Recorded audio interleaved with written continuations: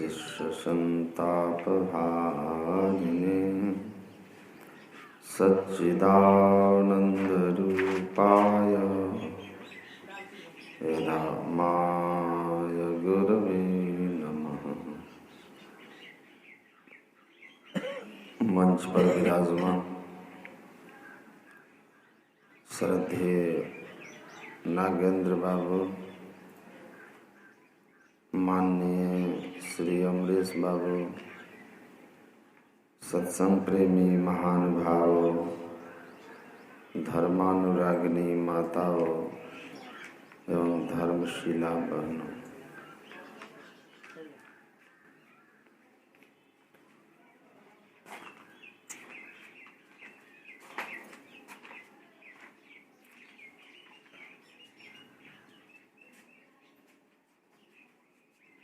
रामचरितमानस में लिखा है, नहीं कछु दुर्लभ ज्ञान समाना,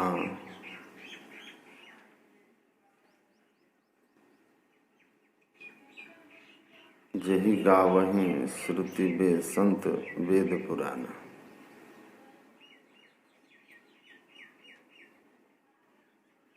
संसार में ज्ञान से दुर्लभ चीज कुछ नहीं है। स्वामी विवेकानंद कहते थे, किसी व्यक्ति को भूख लगी हो, आप उसको भोजन करा देते हैं, यह आपके द्वारा उसकी सेवा होती है। लेकिन यह कब तक, यह सेवा आपका उसका कब तक उपकार करेगा? 4-5 घंटे। उसके बाद उसको पुनः भूख लगेगी, फिर भोजन के लिए कहीं हाथ फैलाएगा। अगर आप उस व्यक्ति को कपड़ा सीना सिखा देते हैं, गाड़ी चलाना सिखा देते हैं, तो इस ज्ञान से उसका अपना भोजन होगा, 2-4 लोगों का भी वह भरण पोषण कर सकेगा।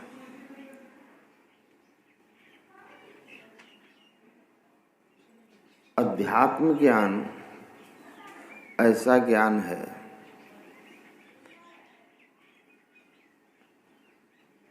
कि इस ज्ञान की सीमा नहीं है।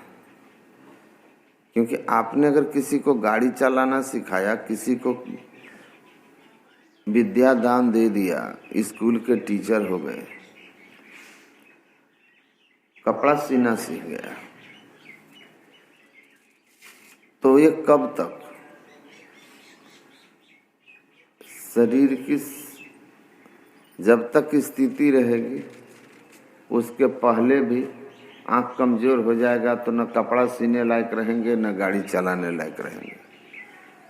फिर भी किसी को भोजन कराने से कई गुना बड़ी ये सेवा है कि आपने उसको कुछ सिखा दिया संसार की व्यवस्था करने के लिए। और अध्यात्म ज्ञान की जो दान है, अध्यात्म ज्ञान की जो सेवा है, का ये सेवा तो जीव का तब तक संग नहीं छोड़ता जब तक जीव ईश्वर के साथ एक मेक नहीं हो जाता है। मतलब जन्म जन्मांतर तक आपके साथ चलेगा। ए से एमए तक की पढ़ाई शुरू हुई, एबी से एमए तक आपने पढ़ाई की, बड़ी बड़ी डिग्री ली, चाहे वो टेक्निकल हो, चाहे वो मेडिकल की डिग्री हो, चाहे वो लॉ की डिग्री हो, और जब पुनर्जन्म होगा तो आप कहाँ से पढ़ेंगे? एबीसी से। फिर वहीं जहाँ थे आप। ये नहीं कि जन्म लेते ही आप एकदम से बोलना शुरू कर दिए सबके सब। पढ़ते पढ़ते फिर विद्वान बनेंगे। लेकिन अध्यात्म का संस्कार है, वो जहां से छोड़ेंगे अगला जन्म फिर वहीं से शुरू होगा। ऐसा नहीं कि फिर ए से शुरू होगा, वहीं से शुरू होगा, मतलब ये खत्म नहीं होता। इसीलिए कहा कि अध्यात्म विद्या सबसे श्रेष्ठ विद्या है। भगवान कृष्ण ने जब अपनी विभूतियों का वर्णन किया तो कहा कि मैं पर्वतों में हिमालय हूँ, नदियों में गंगा, मतलब श्रेष्ठ पर्वत में श्रेष्ठ है हिमालय, नदियों में गंगा, मुनियों में कपिल हूँ, महर्षियों में भृगु। और अपने एक एक विभूति का वर्णन करते हुए उन्होंने कहा कि विद्याओं में मैं अध्यात्म विद्या हूँ, क्योंकि ये दिन दिन बढ़त सवाई, राम धन कबहु न लागे काई। तो ये बहुत श्रेष्ठ विद्या है। इसीलिए कहा इस ज्ञान से दुर्लभ और कुछ दुनिया में नहीं है। बैठ जाइए। अच्छा हाँ बैठिए। ज्ञान से दुर्लभ कुछ नहीं है और ज्ञान दान से भी पवित्र संसार में कुछ नहीं है। भगवान कृष्ण कहे ज्ञान से पवित्र कुछ भी नहीं है, कोई दुनिया का तीर्थ नहीं जो ज्ञान की तरह आपको पवित्र कर सके। और कुछ ऐसी चीज बाकी नहीं जिसको भारत के ऋषियों ने खोज करके पूरा नहीं कर दिया। कोई उससे बाहर जाके बोल दे ऐसा भी नहीं। इसलिए हर एक चीज जो धर्म शास्त्रों में है उसको आप अपने तर्क से कुछ क्षण चुनौती दे सकते हैं। ऋषियों ने कहा ना, हाथ जोड़ के नमस्ते करना चाहिए। हम लोग अंग्रेजों की तरह हाथ मिला रहे थे। लिखा है ना हमारे शास्त्रों में नमस्कार कैसे होता है। पढ़ लीजिए आप स्मृतियों को, सब कुछ लिखा है नमस्कार कैसे होता है। किसी से मिलते हैं तो हाथ क्यों जोड़ना चाहिए। हम लोग अंग्रेज हो गए थे, हाथ मिला रहे थे। अब आपसे कोई अनजान आदमी हाथ मिलाएगा ना। जो कोरोना का नाम सुने हैं उनको कहिए हाथ मिलाने के लिए तो हटेगा पीछे, अपरिचित से हाथ नहीं मिलाएगा। तो सब ये सब चीजें विज्ञान की थी। स्पर्श से बहुत सारी बीमारियां पैदा होती है एक दूसरे के संपर्क में आने से।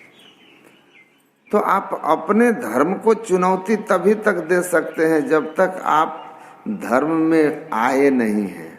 जैसे जैसे आप अध्यात्म को समझने लगेंगे ना, आपको लगेगा कि वाह क्या बात है, हम कितने आगे थे, हमारी कितनी ऊंचाई थी।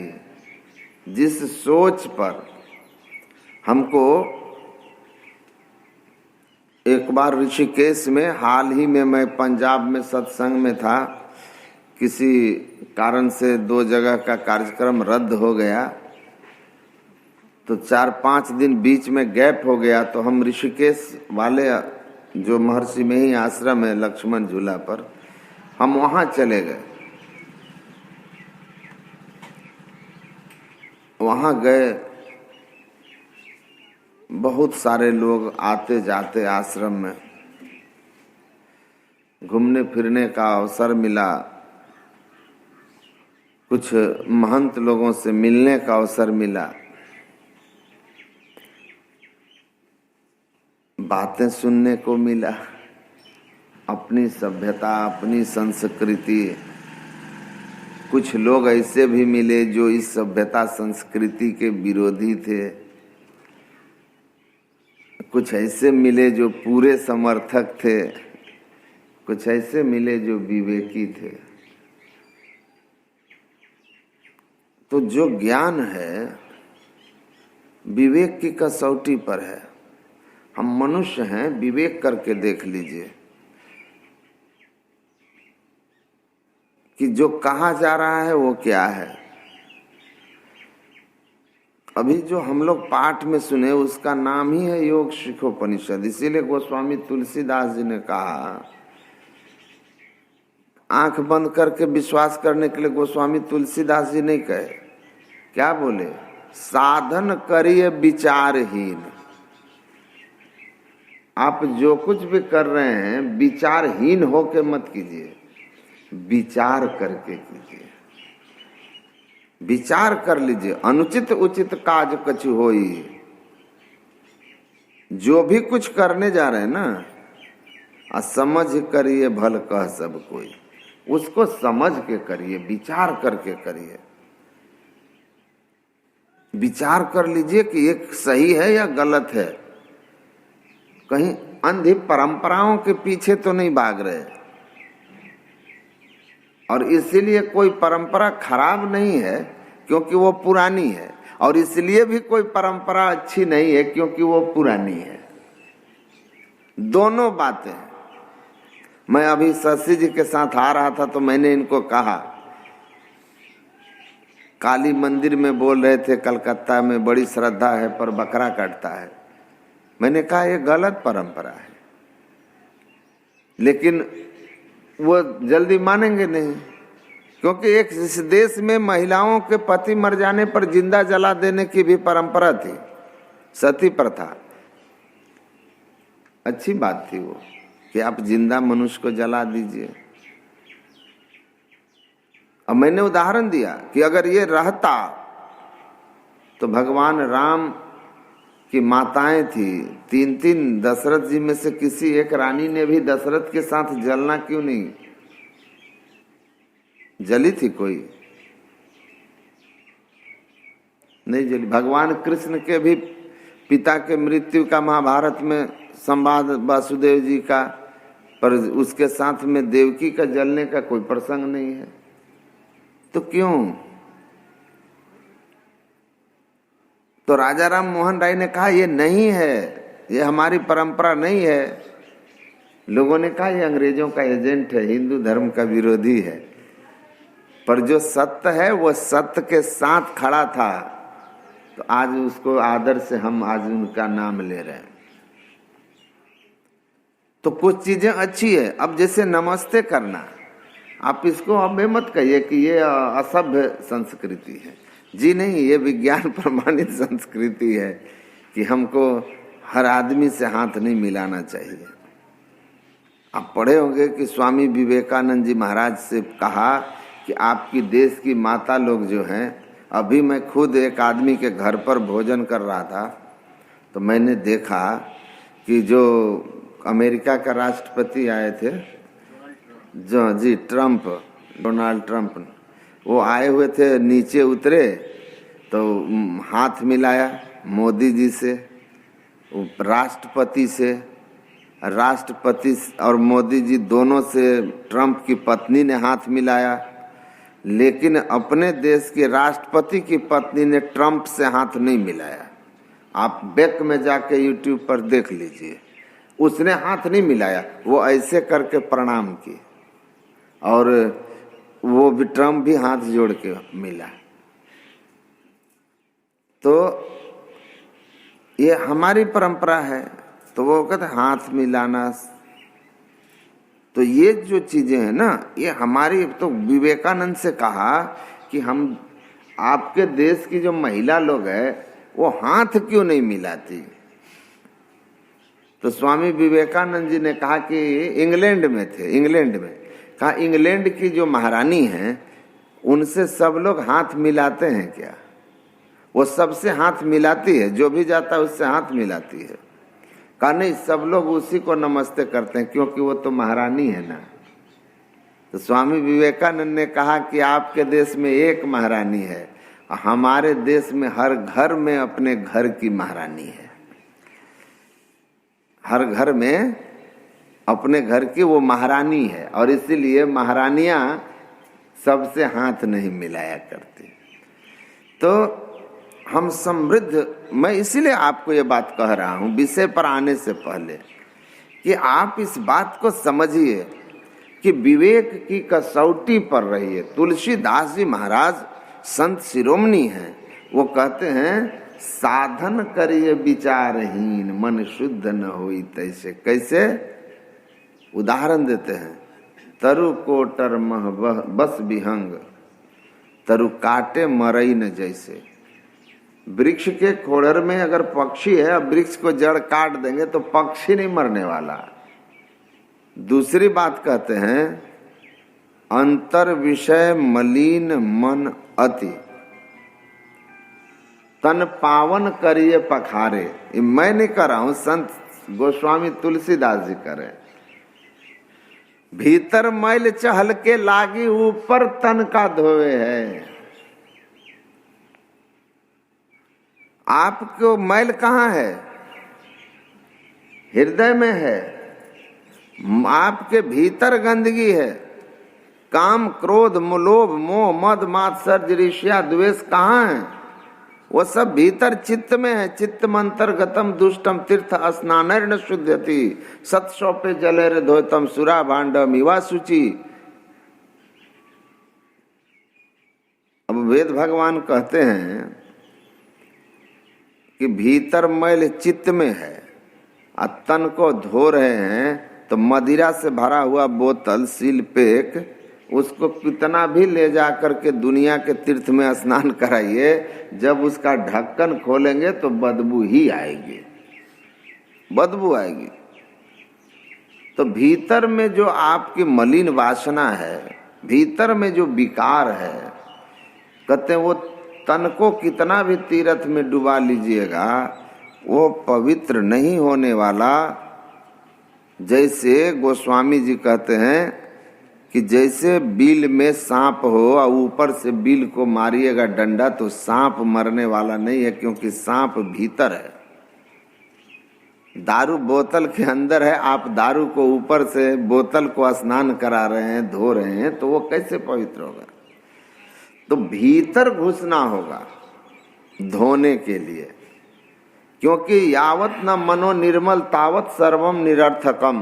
क्योंकि जब तक आपका मन निर्मल नहीं होगा, पवित्र नहीं होगा, तब तक सब आपका निरर्थक है, व्यर्थ है।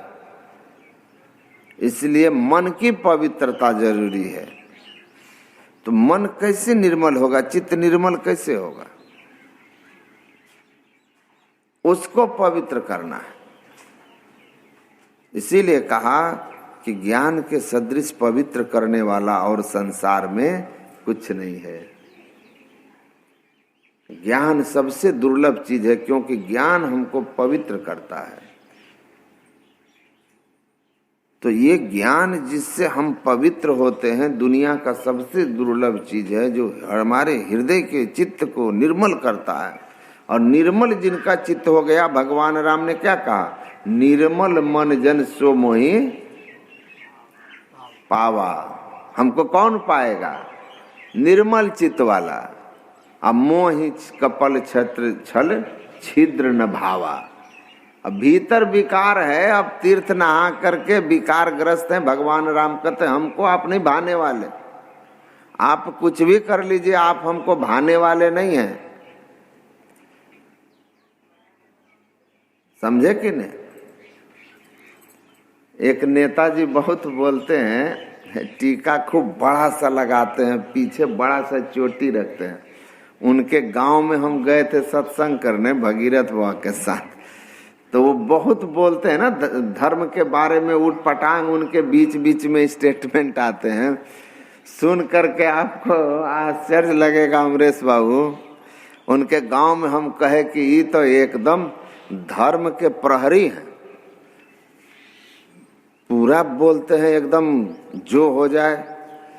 हम बोले कि तो मांस मछली नहीं खाते होंगे, क्योंकि सनातन परंपरा हमारी यही है कि अच्छे लोग नहीं खाते हैं। तो वो कहते हैं कि इनके बारे में हमारे गांव के बच्चे एक कहावत बनाए हैं। हम बोले क्या कहावत है? बोला आगे टीका पीछे टीक, अब भर भर थरिया खाए मीट। अब हम जो सुने हमको बड़ी हंसी आई। हम बोले ये लीजिए, तो पवित्र क्यों नहीं? पवित्रता आती है ज्ञान से। ज्ञान, और ज्ञान कैसे आता है?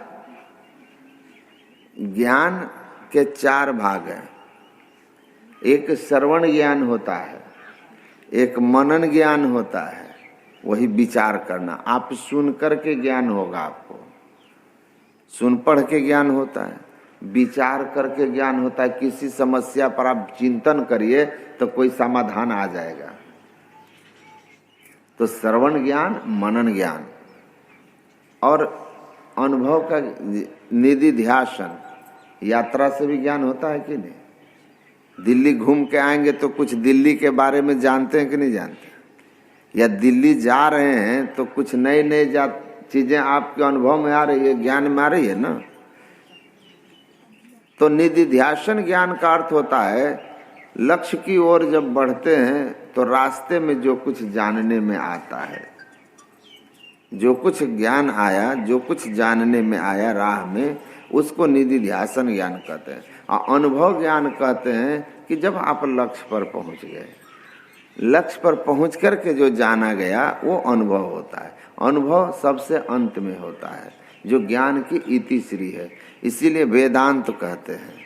वेदांत का अर्थ होता है वेद जोड़ अंत। अंत मतलब शिखर भाग, पराकाष्ठा, उसके बाद कुछ नहीं। एवरेस्ट पर्वत की हाइट का पराकाष्ठा है, उसके बाद कुछ नहीं। तो वेदांत ज्ञान की पराकाष्ठा है। कौन सा ज्ञान? जिस ज्ञान की हम बात कर रहे हैं, जानना, जिसके बाद कुछ जानना शेष न रह जाए, वही पराकाष्ठा है ज्ञान की। जिसको जान करके कुछ जानना शेष है, वह जानना श्रेष्ठ, ज्ञान की श्रेष्ठता नहीं है। तो सबसे श्रेष्ठ ज्ञान क्या है? जिसको जान लेने पर फिर कुछ जानना शेष नहीं रहता, उसको आत्मज्ञान वेदांत में कहा गया है। वेदांत नाम उपनिषद प्रमाणम, जिसका प्रमाण उपनिषदों में है। अभी एक उपनिषद का पाठ हुआ, उसमें कहा योगहीनम कथम ज्ञानम। ये भगवान शिव ब्रह्मा संवाद है। भगवान शिव कहते हैं कि योगहीन को ज्ञान कहाँ से होगा? जिसको ज्ञान नहीं होगा उसकी मुक्ति कहाँ से होगी? उसके जीवन से दुख का अंत कैसे होगा? लेकिन योग कैसे होता है इसका भी तो ज्ञान चाहिए। इसीलिए ज्ञानहीन होगा तो योग भी नहीं कर पाएगा। इसीलिए दोनों होना चाहिए। महावीर स्वामी ने एक उदाहरण दिया अंधे और लंगड़े का।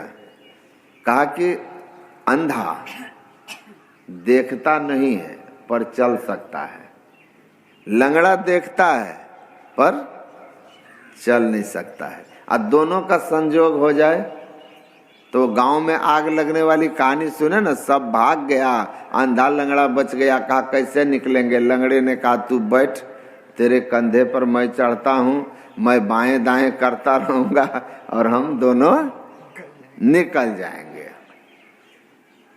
तो योग जो है वो अंधा, अज्ञान जो है वो लंगड़ा, और दोनों मिल गया तो काम हो जाएगा ना, बच गया ना। तो कहते हैं ज्ञान और योग दोनों होना चाहिए। साधन हो, श्रवण हो, मनन हो, और साधन हो तो अनुभव होगा। तो साधन विचारहीन होकर नहीं करना। इसलिए ज्ञान सुनो, तुलसीदास गुरु हरु करुणा बिनु विमल विवेक न होई, बिनु विवेक संसार घोर निधि पार न पावे कोई। तो सुनिए, समझिए और अनुभव करके देखिए। जो ज्ञान आपको बताया जाता है ना, सदगुरु महर्षि में ही परमहंस जी महाराज कहते थे कि जो मैं कहता हूं कोई नई बात नहीं कहता हूं, मैं वही कहता हूं, यहाँ न पक्षपात कछुराकों, वेद पुराण संतमत बाकों। और जो कहता हूं ये नगद सौदा है। नगद सौदा का अर्थ है आप करिए, और आप करिए, उसका अनुभव आपको होगा। समय दीजिएगा बैठकर साधना में, ये दाम चुकाना हुआ, बदले में अंतर शांति की अनुभूति आप करेंगे, कुछ विभूतियों का ईश्वरीय दर्शन आप करेंगे, ये आपको सौदा मिलना हुआ। तो ये क्या चीज है? अभी मेरा एक प्रोग्राम हुआ था मगध यूनिवर्सिटी में, 4 विश्वविद्यालय के दर्शन शास्त्र के प्रोफेसर लोग वहां आए हुए थे, कलकत्ता, पटना बोध गया सेंट्रल यूनिवर्सिटी और बनारस हिंदू विश्वविद्यालय। वहाँ बौद्ध धर्म और हिंदू धर्म के बीच समानता के बिंदुओं पर वहाँ कार्यक्रम था। कई विद्वान लोग आए थे बोलने वाले। तो मैं जब बोल रहा था तो मैंने कहा कि आप समझते नहीं हैं। थोड़ा डाउन। आप समझते नहीं हैं। ये जो धर्म की बात है ना, ये धर्म कोई अंधश्रद्धा नहीं है। ये बिल्कुल पोस्टमार्टम रिलीजियन भी हिंदू धर्म नहीं है कि मरने के बाद कोई कयामत का दिन आएगा तो अल्लाह मियाँ जागेंगे तो आपका जजमेंट करेंगे। न कोई ईसाई वाली बात है। मरने के बाद सब पोस्टमार्टम रिलीजियन है। ये जो सनातन वैदिक धर्म है ना, जिसको आप हिंदू आज कहते हैं, ये पोस्टमार्टम रिलीजियन नहीं है। ये नगद सौदा वाला है, जीते जी। आपने अभी सुना, ये किसी और ग्रंथ से पाठ नहीं हुआ, वेदांत से पाठ हुआ है, उपनिषद से पाठ हुआ है, जो वेद का अंग है, कृष्ण यजुर्वेद का। उसमें क्या कहा कि पिंड पाते न या मुक्तिर सा मुक्तिर न तु मन्नते। अच्छा, जाके बैठिए, सुनिए। हाँ ठीक है, सुनिए। गुरु नानक ने कहा, सुनिए सारा गुना के गाह, सुनिए शेख पीर पति शाह, सुनिए अंधे पावही राह, नानक भक्ता सदा विकास, सुनिए पाप ताप का नाश। कहते हैं सुनिए अंधे पावही राह। ये जो अंधापन है ना हमारे अंदर में, जो जैसे कह दिया वैसे करते हैं लोग, वैसा नहीं बनना है। विवेक पूर्ण कीजिए, विवेक पूर्ण कीजिए। तो आप जहां बैठे हैं वह धर्म क्या कह रहा है कि मरने के बाद मुक्ति को वेद को मान्य नहीं है।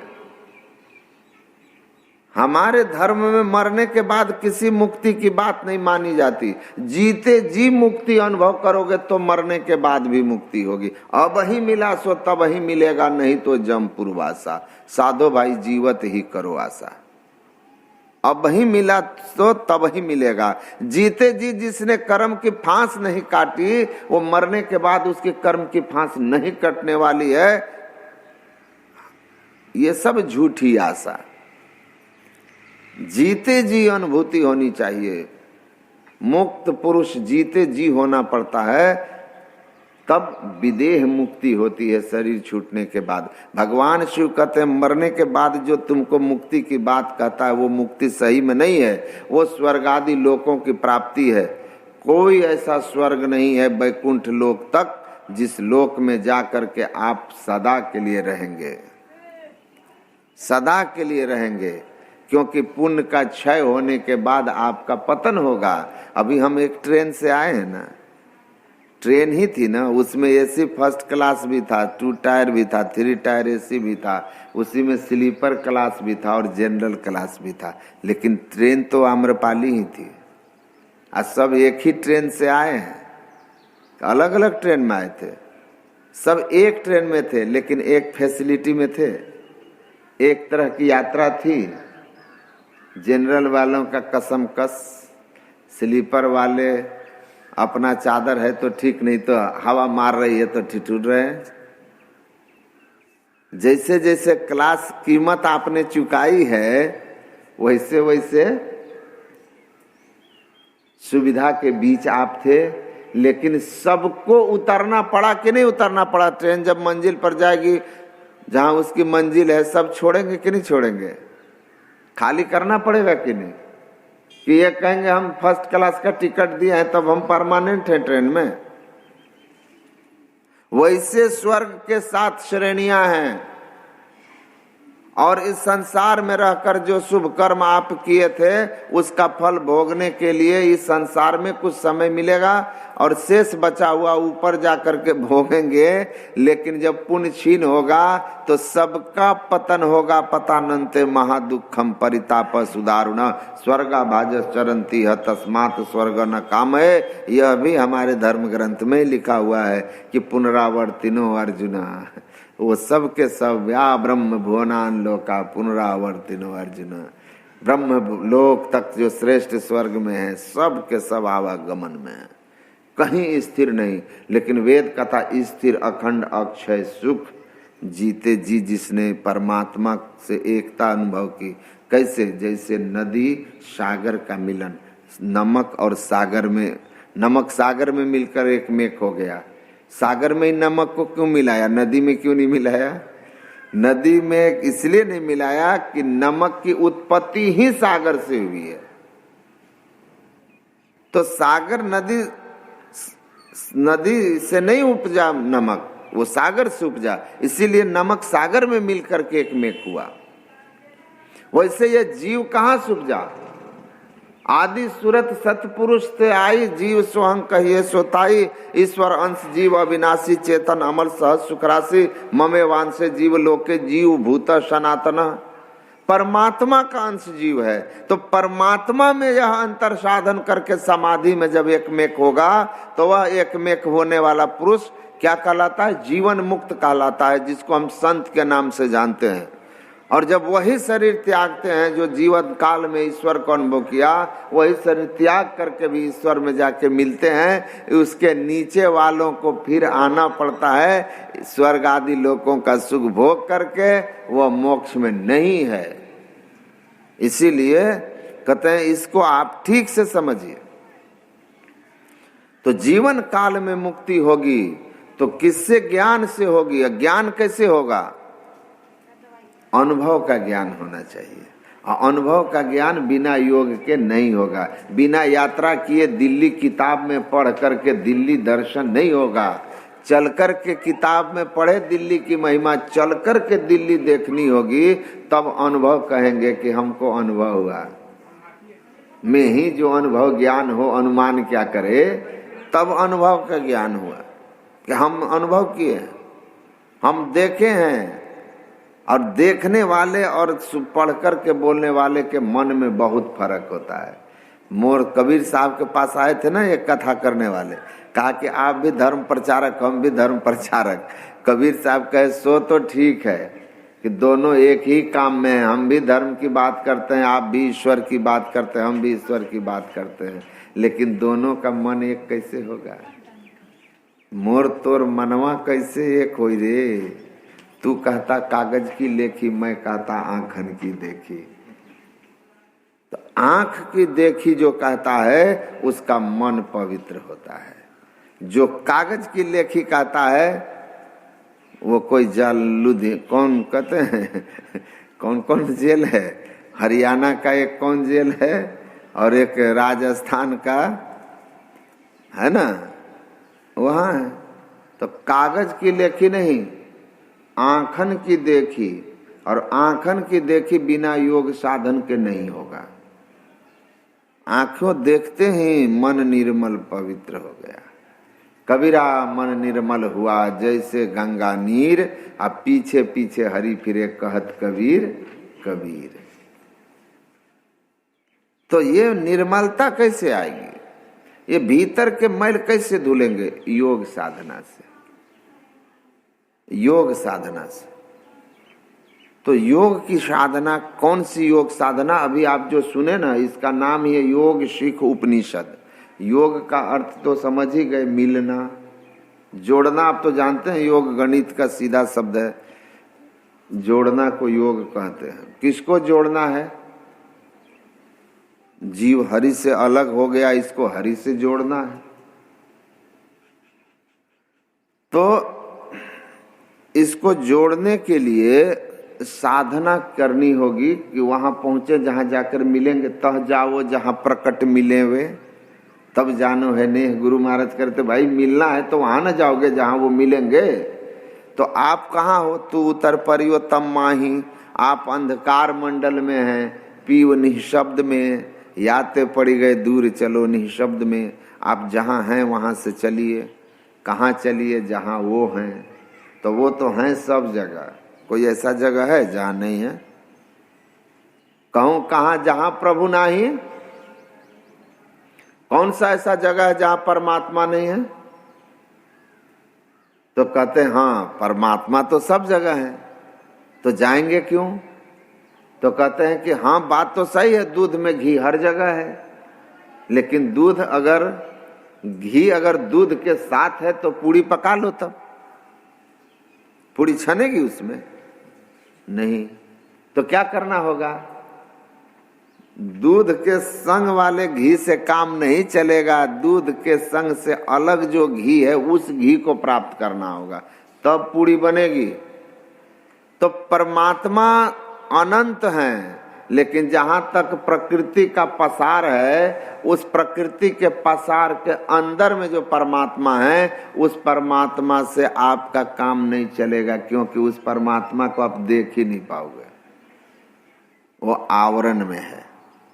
इसीलिए गुरु महाराज कहते हैं आवरण के पार में जो प्रकृति पार प्रभु, जड़ चेतन प्रकृति को पार करके परमात्मा फकत अपने आप में है, जहां कोई आवरण नहीं है। इसीलिए सत शब्द धर कर चल मिलन आवरण सारे पार में। वहां चलिए जहां परमात्मा प्रकृति के आवरण में नहीं है, क्योंकि ये जो प्रकृति बनी वो परमात्मा अनंत सत्ता के कुछ हिस्से पर बनी, इसीलिए आवरण में है। ना हम प्रकाशः सर्वस्य योग माया समावृतः।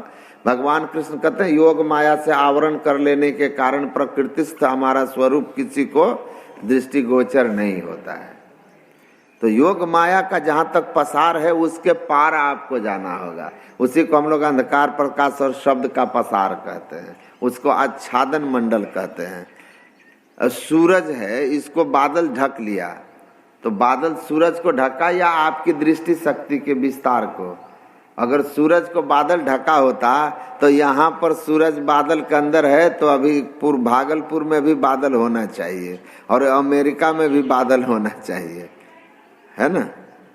सूरज बादल को नहीं ढक सकता, क्योंकि सूरज तो पृथ्वी से कितना लाख गुना बड़ा है। तो सारी पृथ्वी पर बादल छा जाए तब भी सूरज को ढका नहीं जा सकता। वो तो बादल केवल हमारी दृष्टि का जो विस्तार है देखने का ना, उसको ढक देता है, इसीलिए हम नहीं देख पाते। पर हम बोलते हैं अज्ञानता बस कि बादल सूरज को ढक लिया। जी नहीं, बादल ने आपके दृष्टि शक्ति को ढक दिया है, दृष्टि के विस्तार को ढक दिया। सूरज को बादल कहाँ से ढक लेगा? तो परमात्मा को प्रकृति नहीं ढकती, परमात्मा के कुछ हिस्से पर, जैसे रामकृष्ण परमहंस कहते थे समुद्र का सारा जल है, उसमें कुछ जल जिधर ठंडक पड़ती है वो बर्फ हो जाता है। तो बर्फ के रूप में जो जल है, जो कभी जल नहीं देखा वो बर्फ देख के पहचानेगा कि जल है। जल का सही स्वरूप बर्फ तो नहीं है, रूपांतरित है। तो लेकिन सारा समुद्र जल नहीं हो गया, बर्फ नहीं हुआ है। वैसे ही प्रकृति परमात्मा के कुछ हिस्से में है, सारा परमात्मा पर प्रकृति नहीं है। तो प्रकृति के परे जहां तक बर्फ का विस्तार है उसको पार कर जाएंगे तो आपको जल अपने स्वरूप में मिलेगा। प्रकृति के विस्तार को पार कर जाइए तो परमात्मा अपने स्वरूप में प्रकट हो जाएगा। वरना है सब जगह, एको देव सर्वभूतेषु गूढ़, छिपा हुआ है। हमको वहां चलना है जहां वो छिपा न रह सके, कोई आवरण के साथ नहीं है, कोई जड़ चेतन उस पर नहीं है, न कोई स्थूल है, सूक्ष्म है, कारण है, महाकारण है, कोई जड़ावरण नहीं है। इसीलिए गुरु महाराज ने कहा स्थूल सूक्ष्म कारण महापारण केवल हु के पार। सब मंडल को पार कर जाओगे तो वो सब जगह रहने वाला की पहचान हो जाएगी। और गुरु महाराज कहते थे एक बार पहचान लिया ना उसको तो फिर उसकी पहचान कभी मिट नहीं सकती है। तो जीवन मुक्ति के लिए योग करना होगा, चलना होगा, साधन करना होगा, ध्यान करना होगा। और जो आप योग सुने हैं ना, ये श्रेष्ठ योग कहा जाता है। श्रेष्ठ योग इसीलिए कहता है क्योंकि ये सब कोई के करने के बस की चीज है। राज मह राजा, जोग मह जोगी, तप में तपिसुर, गृहस्थ मह भोगी, ध्याय ध्याय भक्त सुख पावा, नानक तिस पुरुष का किन अंत न पावा। ये ध्यान योग है, ये योग सबसे श्रेष्ठ योग है और सब कोई कर सकते हैं। परिवार में रहो, चाहे हमारे तरह अविवाहित सन्यासी होके रहो, चाहे आप तपस्वी बन के रहो, चाहे आप राजा बन के रहो, कोई भी रहो, खान पान को शुद्ध करके आप यह साधन कर सकते हैं। क्योंकि इस बात की गारंटी मान लीजिए कि जैसा खाए अन्न वैसा होवे मन। जो हृदय में करुणा चाहिए, हृदय की पवित्रता चाहिए। अब जे रत लागे कापड़ा जामा होए पलित। आप जा रहे हैं मंदिर में पूजा करने हैं, अब मंदिर में पूजा करने जा रहे हैं, कोई आदमी मछली लेके जा रहा है, मछली का पूंछ आपके वस्त्र में सट गया। आप जा रहे थे शिव मंदिर, मुझे उम्मीद है कि आप उस कपड़े के साथ अब नहीं जाइएगा। स्नान आप न करें, कपड़ा तो जरूर बदलेंगे, नहा भी लेंगे कि मछली सट गया देह में। मैं गलत कह रहा हूं क्या? विचार करना है आपको। जाएंगे आप? नहीं जाएंगे। हमारे रिश्ते के खास बहनोई बंगाल इफेक्टेड रेलवे में वो आए हमारे घर पर, खान पान खराब, खा लिए किसी के घर पर, खाए, आ करके अब बैठ गए। कुल देवता लोगों के होते हैं ना, उसी घर में पलंग पर आराम से आके बैठ गए। और पहले गिद्ध होता था, अब तो आदमी ही गिद्ध का काम संभाल लिया। तो भगवान बोले कि तुम चले आओ, तुम्हारी जरूरत खत्म हो गई। आदमी एक्स्ट्रा वो भी ले लिया। एक मंत्री 3-4 विभाग नहीं देखता है, तो गिद्ध वाला विभाग भी आदमी लोग ही ले लिया। तो भगवान बोले कि विभाग खत्म, गिद्ध को खत्म कर देते हैं। तो गुजरात में है, मैं गया था गुजरात, जाता रहता हूँ, अहमदाबाद, सूरत, सत्संग होता है उधर, तो उधर देखता हूँ कि गिद्ध जो है होते हैं। तो पता चला कि इधर लोग शाकाहारी, गुजरात में अधिकांश लोग शाकाहारी हैं। तो वहाँ अभी विभाग जो है चल रहा है। इधर तो ले लिया सर विभाग आदमी ही। तो गिद्ध पहले घर पे बैठ जाए ना, जिसके घर पर गिद्ध बैठ जाए, पशु मरता था फेंक देते थे लोग, तो गिद्ध घर पे बैठ जाए। किसी के छप्पर पे उठ के बैठ गया, छत पे बैठ गया, तो लोग अगर फूस का हो तो वहाँ खूब अच्छी तरह गंगा जल, पड़ोस में गंगा नदी से धोते थे, वहीं थोड़ा सा आग जला देते थे, फिर भगवान सत्यनारायण की कथा करते थे घर पवित्र करने के लिए। तो वो भीतर बैठे थे, तो मैंने कहा कि इस बार 4-5 सत्यनारायण भगवान का पूजा होगा। तो बोले क्यों? हम बोले छप्पर पर चाचा का गिद्ध बैठा था तो एक सत्यनारायण पूजन हुआ था, ये तो देवते घर में महा गिद्ध घुस गया है, इस बार तो 4-5 होना चाहिए। वो हमको देखने लगे, किसको बोल रहे महागिद्ध? हम बोले कि गिद्ध आज तक नहीं देखे कि जिंदा चीज पर चोट किया हो। जिंदा गाय भैंस पर गिद्ध बैठता है? कभी नहीं बैठता था, मुर्दा पर बैठता था। तो वो तो गिद्ध है। और जो जिंदा बकरा मार के खा जाता है, जिंदा चीज पर चोट करता, आदमी मारा हुआ बकरा नहीं खाएगा, काट के खाएगा। खाता है कि नहीं? मुर्गा जिंदा सामने कटवाएगा।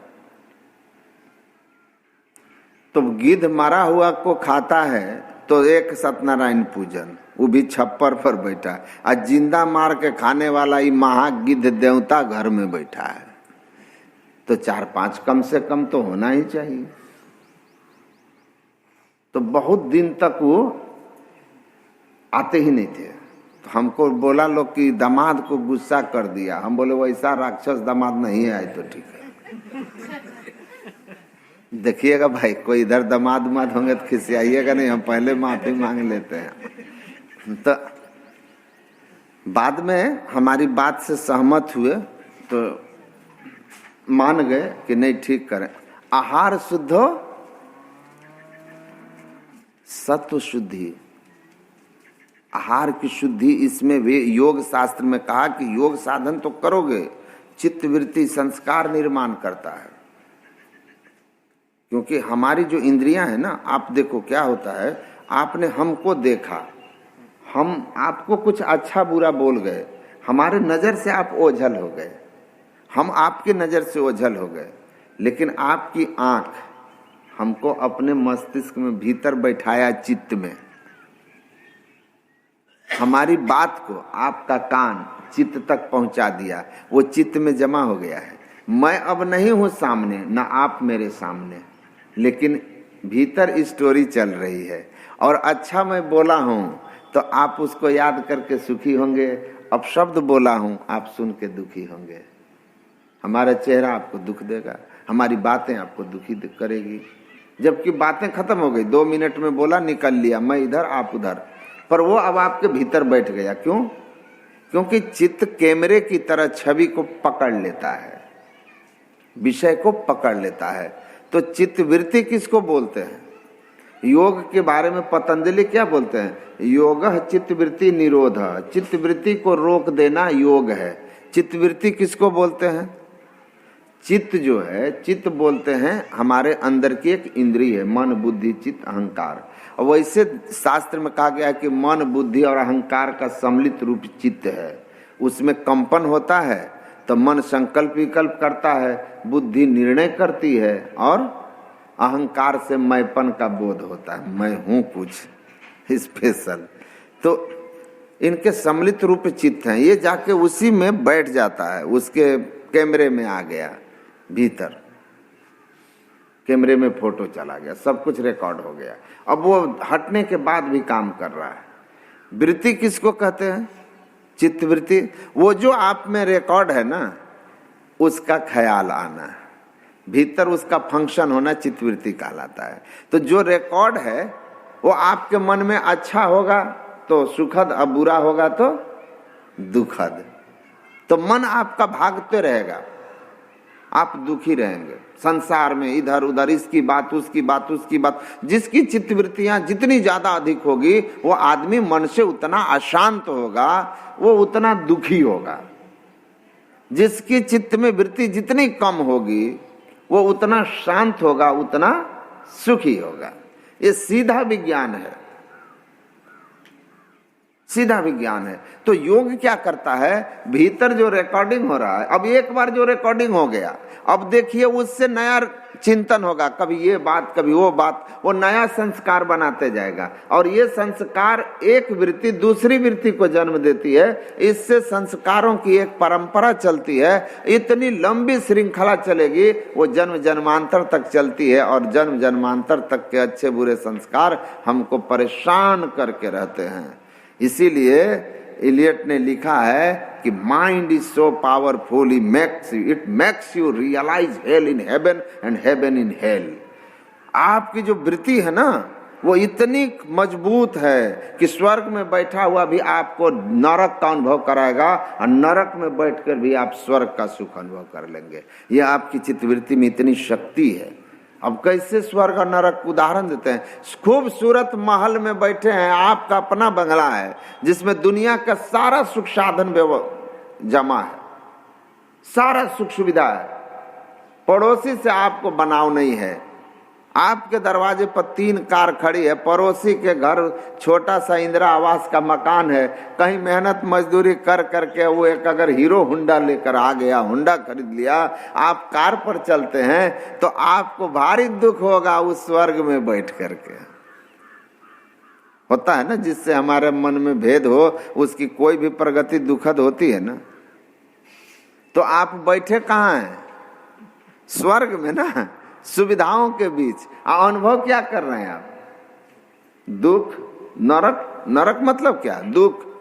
बैठे स्वर्ग में हैं, अनुभव नरक का हो रहा है। और देखिए चित्तवृत्ति ऐसी है आपकी, सर्वे भवन्तु सुखिनः, सभी सुखी हों, भगवान सबको सुखी रखना। आपकी वृत्ति ऐसी है।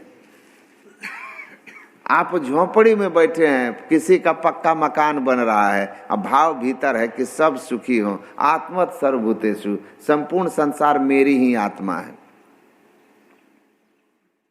तो किसी की भी बढ़ोतरी देख करके आपको कैसा लगेगा? अपनापन लगेगा ना। देख लीजिएगा, बाप को बेटा कुछ देगा नहीं तब भी बेटा का प्रगति होगा, बाप खुश होता है। बाप को गांव में छोड़ के बेटा दिल्ली में खबर आएगा कि आपका बेटा तो एकदम 1 करोड़ का फ्लैट खरीद लिया, ये बूढ़ा यहाँ झोपड़ी में नमक रोटी पर मुश्किल है, लेकिन भीतर से गदगद है। क्योंकि वृत्ति कर रही है कि मेरा बेटा स्वर्ग में है ना। तो आपकी जो वृत्ति है ना वो बहुत ताकतवर है। इसका निरोध कर लीजिएगा ना तो फिर आप कहीं आप जैसा कोई बादशाह ही नहीं होगा। चाह गई चिंता मिटी मनवा बेपरवाह, जाको कछु न चाहिए सोई शहंशाह। आपके अंदर में भाव होना चाहिए।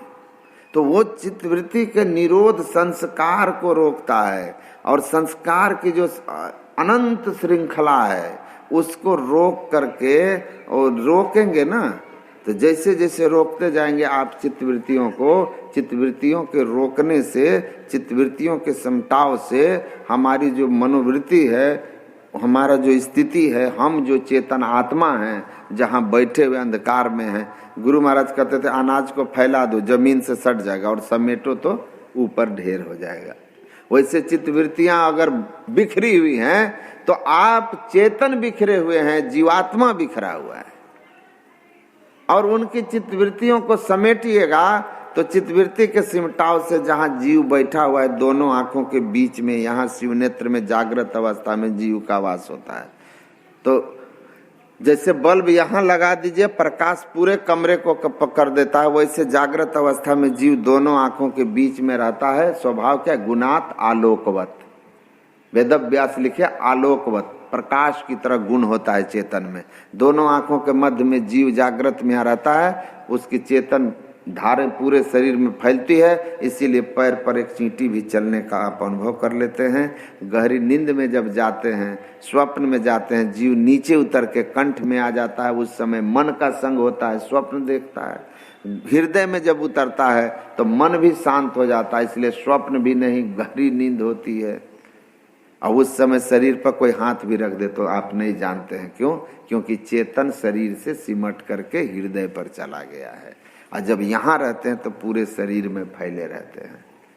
तो कहते हैं जीते जीव इसको, जैसे गहरी नींद में आप रहते हैं तो कोई शोक संताप आपके जीवन में नहीं रहता है। कहते हैं जरा जागते हुए ही इस काम को कर लो जो गहरी नींद में करते हो, तब खेल देखो क्या कमाल का होगा। और इसी कला का नाम जागृत अवस्था में ही स्वप्न की तरह, यथा निद्रा बिना स्वप्नम ब्रह्म ज्ञानम तदुच्यते। बिना स्वप्न की नींद में जो आनंद है, कहते हैं उसकी झलक ब्रह्म ज्ञान की आप समझ लो कि बैठे हुए हैं, कोई चिंतन नहीं है। कैसा शांत मन होगा, बैठे हुए हैं, कोई चिंतन नहीं, न भविष्य में है न भूत में है, नाव वर्तमान में है, कोई चिंता नहीं। सहज शांत सरोवर, कोई हलचल नहीं है। उस हृदय की आनंद की आप कल्पना नहीं कर सकते। तन थिर मन थिर वचन थिर सूरत निरत थिर होए, कह कबीर वा पलक को कल्प न पावे कोई। आपके कल्पना में वो स्थिति नहीं कि शांत बैठे हुए हैं, कोई चिंतन भीतर नहीं चल रहा है। जब समस्त चिंतन आपके अंदर के समाप्त हो गए, इसका मतलब आपके चित्त के सारे संस्कार शांत हो गए। और जिनके चित्त के संस्कार शांत हो गए, चित्त निर्मल हो चुका है, उसके अंदर परमात्मा का आनंद प्रकट हो जाएगा। क्योंकि चित्त आईने की तरह है। आईना में चित्त आईना है, जड़ है, लेकिन आप आईना के सामने नाचें तो आईना के अंदर नाच दिखेगा ना। आईना पर धूल भरा हो तो क्या होगा? कुछ पता चलेगा चेहरा कैसा है? तो चेतना का दर्शन निर्मल चित्त में होता है। चित्त में मैल लगा हुआ है जन्म जन्मांतर के संस्कारों का, उस मैल को धोइए। घर माहे घर निर्मल राखे, पंचो धोए काया कपड़ा। तो मन कहते थे ना, एक शायर थे, वो कहते थे कि जिंदगी भर मैं यही भूल करता रहा, धूल चेहरे पे थी आईना साफ करता रहा। धूल यहाँ लगा है, आईना जाके साफ कीजिएगा फिर दूसरे आईने में जाइएगा या उसी आईने को 100 बार साफ कीजिए, धूल है चेहरे पर तो कैसा चेहरा होगा आपका। जब आईने में देखेंगे तो गंदा ही दिखेगा, क्योंकि भूल आपकी वहीं हो चुकी है, धूल इधर है। तो मैल भीतर चित्त में है और तन को धो रहे हैं बाहर, बाहर केवल गीत गा रहे हैं, क्या होगा। इसीलिए कहते हैं अंतर बाहर भक्ति कराई दीजिए, आत्मज्ञान सतगुरु हो दाता जी।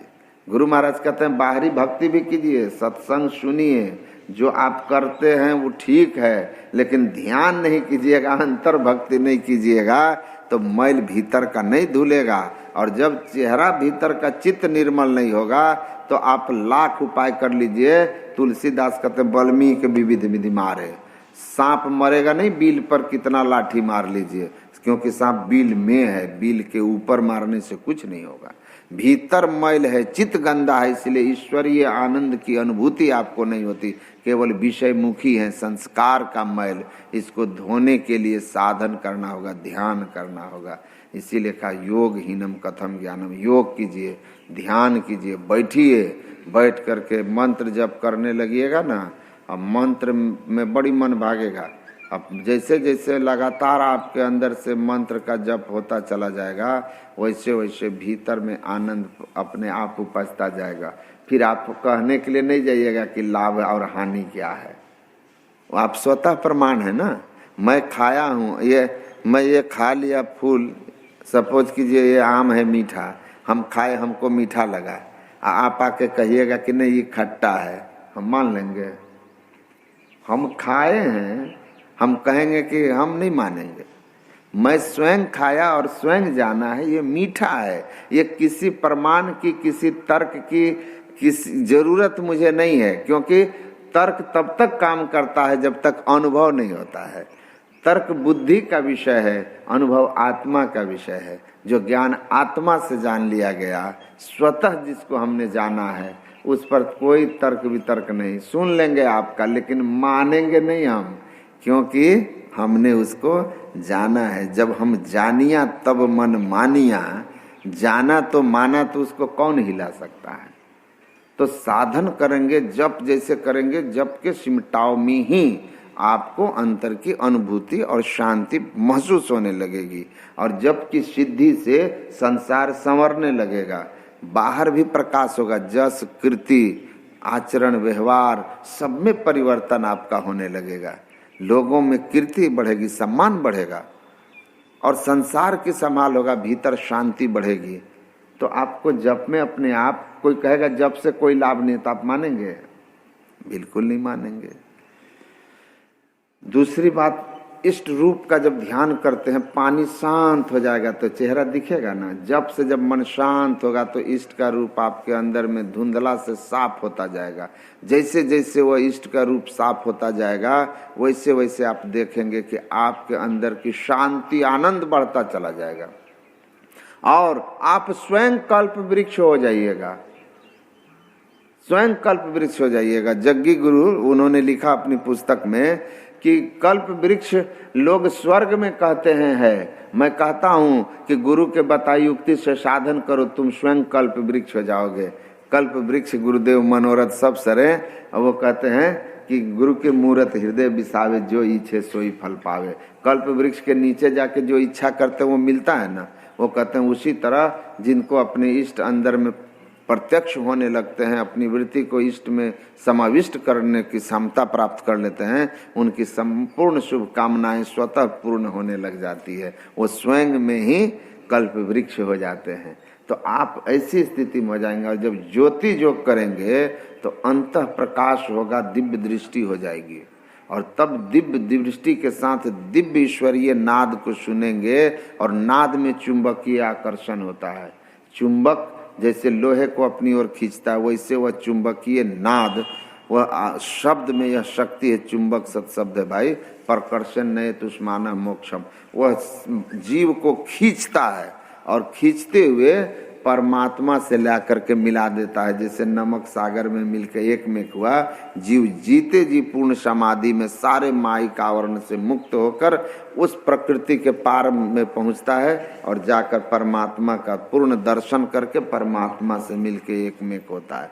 और जब तक संसार में शरीर का प्रारब्ध जीवन मुक्त पुरुष होकर रहता है, और जब शरीर त्यागता है तो फिर परम मोक्ष में पहुंच जाता है। परमात्मा से मिलकर हम प्रभु प्रभु हम एक ही होई, सो जानहि देहि देहु जनाई जानत तुम्हें तुम्हें हो जाए, उस स्थिति को प्राप्त करता है। तो ये जो आध्यात्मिक साधना है ये आपको करना होगा और करके अपने आप में अनुभव करना होगा। इसका कोई दूसरा विकल्प नहीं है। इसके लिए आपको ऐसे लोगों का, ऐसे विचारों के बीच होना होगा जो विचार आपको धर्म की ओर प्रेरित करे। अच्छा काम करके कभी पछताइएगा। हम सहरसा में थे, बात अब समाप्त कर रहे हैं, फिर अपराह्न में सुनिएगा। माता जी की पुण्यतिथि है और उस पर ये ज्ञान यज्ञ है और दुनिया का सबसे श्रेष्ठ यज्ञ है। इसका तत्काल फल मिलता है, तत्काल फल। मज्जन फल देखिए तत्काला, काक हो ही पिक बकऊ मराला। यहाँ कौआ कोयल मधुर भाषी हो जाइएगा कटु भाषी से। अब बगुला जो मांसाहारी है वो हंस होकर के मोती चुनने लगता है। इसका तत्काल फल है। ये इसलिए श्रेष्ठ यज्ञ है। इसको ध्यान से सुनिएगा, आपके जीवन को परिवर्तित कर देगा। आप वही नहीं रह जाइएगा जो सुनने के पहले थे, और सुनने के बाद आप जरूर अंतर महसूस कीजिएगा। वो अलग बात है कि फिर उसी दुनिया में जाइएगा, धीरे धीरे मैल आपके ऊपर चढ़ जाएगा। अच्छे के बीच रहिएगा, ये अच्छाई आपके अंदर इतनी अधिक हो जाएगी कि फिर दूसरे का रंग आप पर नहीं चढ़ेगा। अभी कमजोर हैं तो अब तो रंग इधर का उधर, उधर का इधर। तो आप सुनिए। तो मैं कह रहा था कि देखिए, वो बोल रहे थे हमको बोले, हम बोले कि सब मत खाइए, ये खान पान को सुधार के रहिए। तो बोलते हैं खाएंगे तो क्या होगा। हमारे के एक साथ के एक साधु थे, बोले जमदूत मारेगा। बोला कि कोई जमदूत नहीं होता है, आप देखे हैं जमदूत? तो बोला कि हम नहीं देखे हैं। आप देखे हैं कि नहीं होता है? अरे स्वर्ग नरक होता है, जमदूत होता है कि नहीं होता है? ठीक है, हम नहीं देखे, हम पढ़े हैं। और आप बोलिए तो कि आप देखे हैं कि नहीं होता है स्वर्ग नरक? आपके पास है क्षमता? आप भी देख के तब न कहिएगा कि हम दिल्ली गए वहां लाल किला नहीं है। हम पढ़ के करें लाल किला है, आप पढ़ के करें कि झूठे लिखा है, लेकिन दोनों के अनुभव में नहीं है। लेकिन यहाँ तो अब 50-50 है ना, कि हो भी सकता है नहीं भी हो सकता है। तो अगर हो गया, हम मांस मछली नहीं खाए, मर गए, स्वर्ग नरक नहीं है, तो इसमें क्या घाटा हो गया हमको? नहीं भी स्वर्ग नरक हुआ तो इसमें क्या घाटा है? हम किसी गरीब आदमी को 10 रुपया दान कर दिए, ठीक है, कोई स्वर्ग नरक नहीं है, लेकिन दान किए तो कौन खराब काम किए? माता पिता की हमने सेवा की, कोई उसका पुण्य नहीं होता है। मरने के बाद या जीवेत सुखम जीवेत ऋणम कृत्वा घृतम पीबेत, हटाओ झंझट भस्मीभूत शरीर से पुनरागमन कुतो भवेत। मरने के बाद कहीं कुछ नहीं है। तो हमने माँ बाप की सेवा की तो क्या हुआ? मर गए, कोई नहीं, स्वर्ग नरक नहीं था, तो घाटा हो गया क्या? कुछ घाटा हो रहा है क्या? और ठीक है, माँ बाप की हमने सेवा नहीं की, बड़े बूढ़ों की बात नहीं मानी, हमने क्या कहते हैं, हमने मांस मछली खाया, हमने किसी कभी जरूरतमंद की मदद नहीं की, हमने कभी ईश्वर का नाम नहीं लिया, कोई ध्यान भजन नहीं किया, आज सही में स्वर्ग नरक हो गया या जमदूत हो गया, क्योंकि 50-50 है। तब आपका क्या होगा? आपका क्या होगा जनाबेली? अब तो जमदूत पकड़ेगा, नरक ले जाएगा, तब कुछ है। हमारा तो है कि नहीं भी हुआ तो नो प्रॉब्लम, अच्छा काम किए थे, नहीं भी हुआ तो सेवा किए, शांति जीवन में अनुभव किया है। किसी गरीब को मदद करके देखना, किसी जरूरतमंद को, तत्काल भीतर शांति न हो तब कहना झूठ बोल रहा था मंच पे बैठकर, सन्यासी होकर के। जीते जी उस सुख का अनुभव आप कर लीजिएगा, मरने के बाद भी आपको मिलेगा, अगर होगा स्वर्ग नरक तो। और अगर आपने नहीं किया है तो जीते जी भी अशांत रहेंगे। अब मरने के बाद जमदूत आ गए या स्वर्ग नरक हो गया, तब तो भैया कोई बचाने वाला कोई उपाय नहीं है।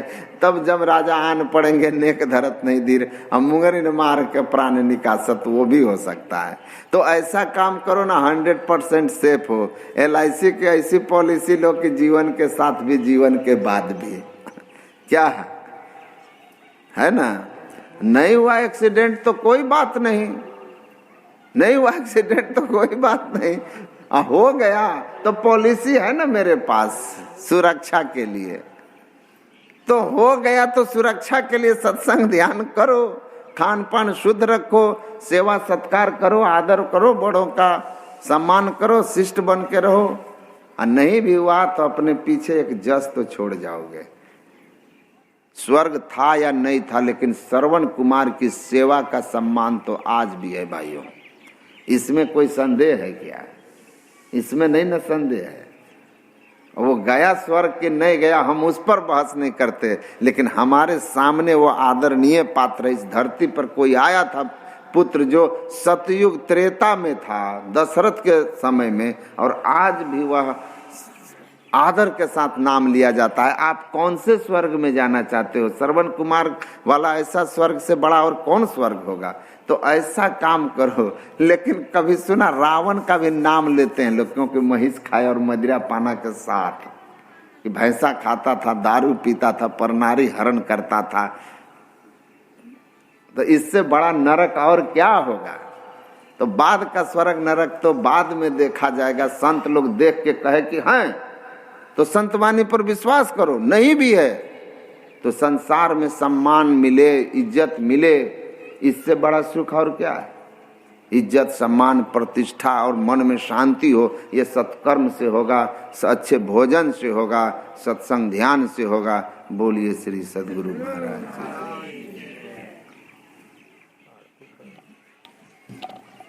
आरती को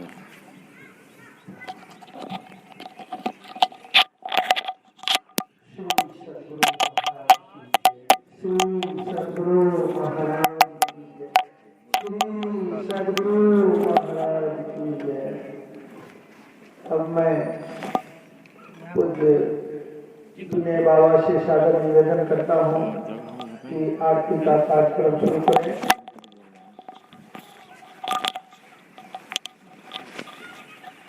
और जिन लोगों को वैशाली